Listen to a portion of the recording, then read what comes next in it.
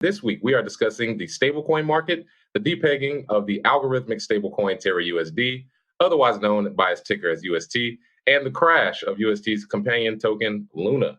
I'm joined now by two CoinDesk journalists, reporter Sam Kessler, who covers DeFi and stablecoins, and Nick D, CoinDesk managing editor for global policy and regulation. Welcome to the show, guys. Thanks for having us. Oh, yeah. Glad to have you both. And let's start with you, Sam. Walk us through the basic design flaws of Terra's algorithmic stablecoin. What were some of the early signs that this project may be in trouble? Yeah, thanks, Isaiah, again for having us. I'll try to give a high-level overview of this. It's worth Googling if you want to learn a little bit more and checking out some of the other CoinDesk articles. But at a high level, the way that UST, this stablecoin, works is it's supposed to stay at the price of $1. It has a companion token, like the one you mentioned, Isaiah, called Luna, which helps it do that by expanding and contracting its supply.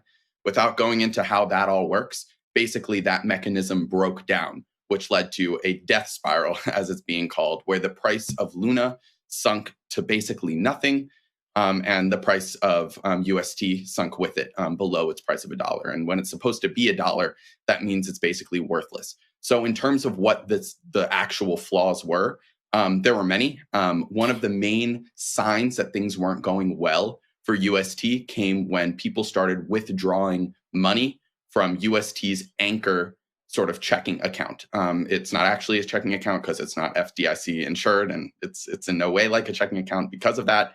But what this is it's essentially like a crypto vault where people could lock their UST up and get a consistent 20% around return. It went a little bit lower. But that return was essentially padded by investors, and people saw that over time, once that return started decreasing, people would start taking their money out. Mercenary capital, it's called. It can go anywhere in search of higher returns, and the whole thing would fall. And so once people started withdrawing their money from the anchor money market, 75% of UST was in there. It dropped down to, some very small number, I think from 14 billion of an $18 billion market cap for USD down to $3 billion in a very short span of time. And that kind of kicked off a spiral. People saw that added sell pressure.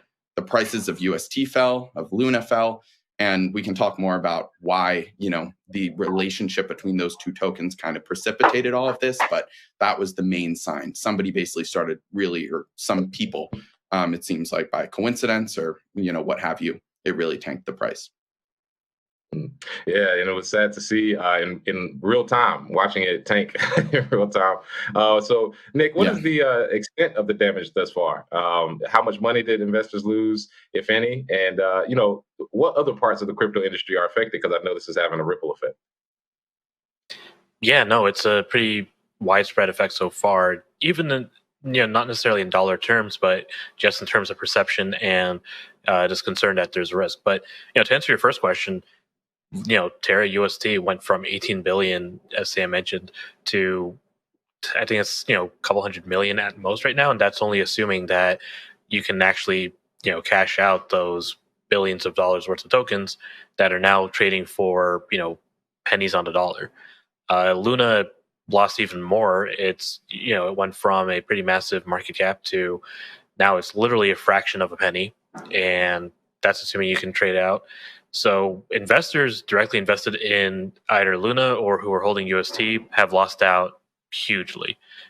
Beyond that, the Terraform Labs and the Luna Foundation Guard had some amount of Bitcoin and other cryptocurrencies that were used as kind of a partial reserve, and some of that has been cashed out. So that put some sell pressure on Bitcoin, or it's been attributed to having put some sell pressure on Bitcoin. Bitcoin's price as well, crashed a little bit last week.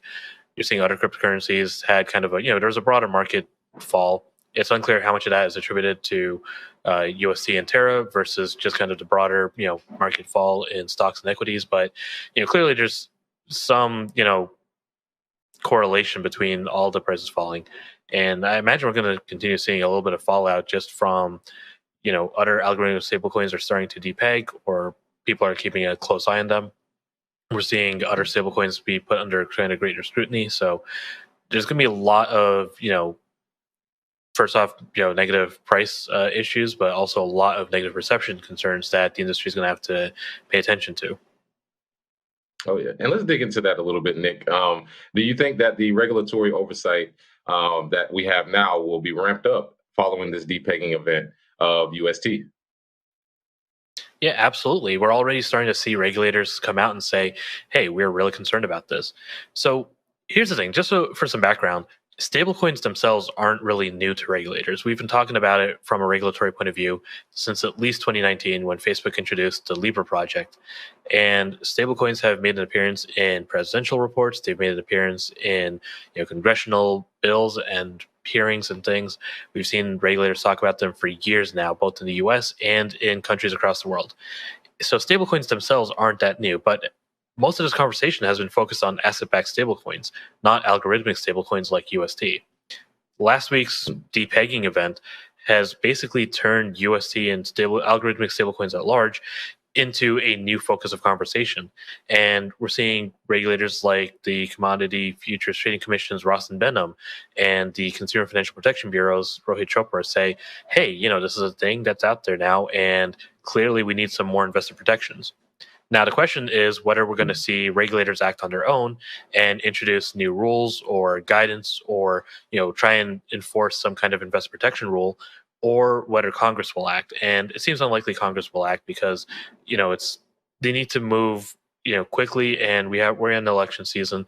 There's a lot going on, so they might not have time to act right now. But, clearly someone's going to have to step up and say, okay, this is crazy, because regulators are not going to want to let something like this happen again with another algorithmic stablecoin or another project that's similarly structured.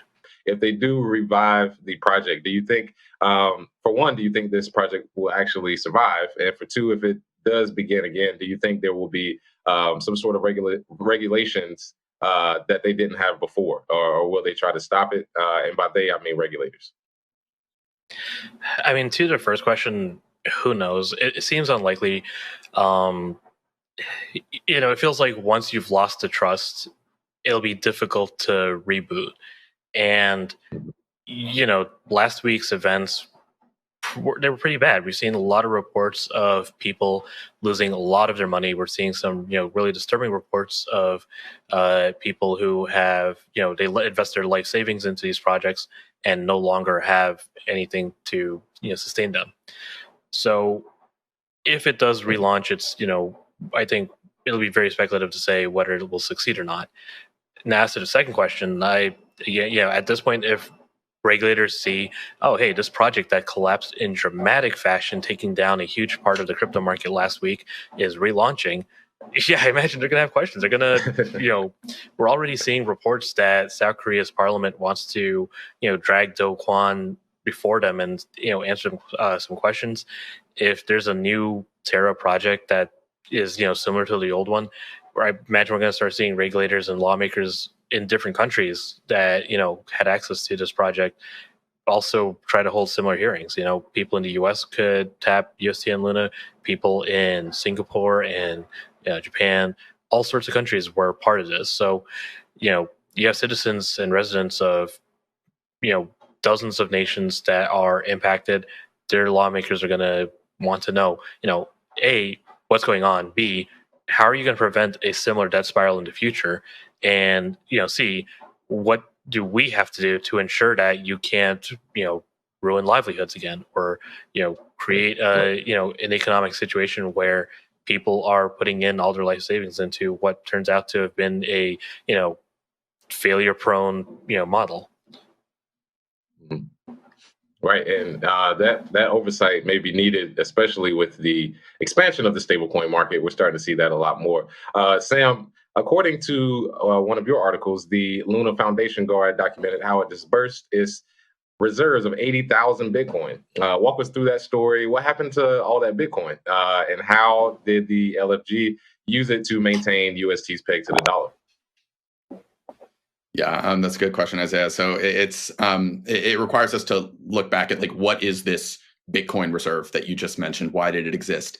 So at a certain point in TERRA'S life cycle, Do Kwon and his team, presumably, they decided that a great way to protect against some of the risks that I mentioned before, with over-reliance on Anchor and that relationship between Luna and UST leading to a death spiral scenario like the one that we ended up seeing.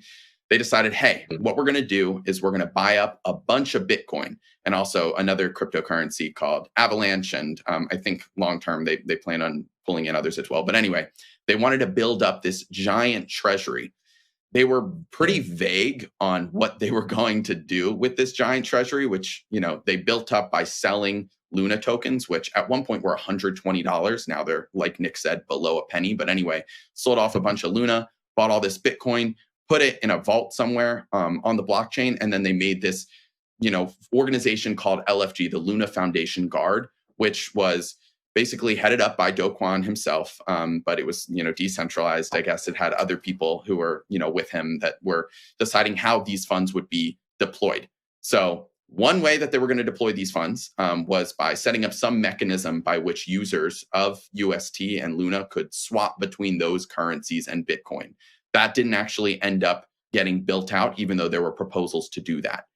The other thing that they had with these Bitcoin reserves, the ability to do was defend that $1 peg of UST in the event of an emergency. And that's what we saw happening the other day.